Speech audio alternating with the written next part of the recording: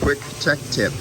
For those of you who have been thinking of going to the 3/4 inch silicone high vacuum hose, there are unique, you just don't buy the hose, you buy the kit. The kit will come with all the fittings to fit on different size fittings. So here you have 3/8, here you have your common 1/4 inch, that's all your hoses going up the manifolds.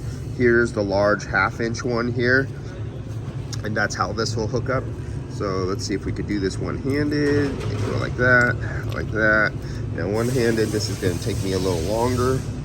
Holding the phone in one hand. Get that over there. Let's see if I can do this. Can I do it? Oh, it would be nice if I, looks like I'm screwed up. Well, I don't have to show you. But basically, I think you guys can figure it out. You slap it over, fit it on there, it crimps down, and that is how these mating surfaces seal up. And the same thing for your 4-port manifolds. You guys aren't using 3-port manifolds, are you, anymore? I mean, yeah, my grandfather did back in the 1800s, but just joking. So your 4th port is your 3/4 inch port, very large. And you have it there in these 4-port manifolds. It's a very large 3/4 or 1/2 inch even, big bore in the middle, so it's a large vacuum chamber. And then your regular hoses go into it.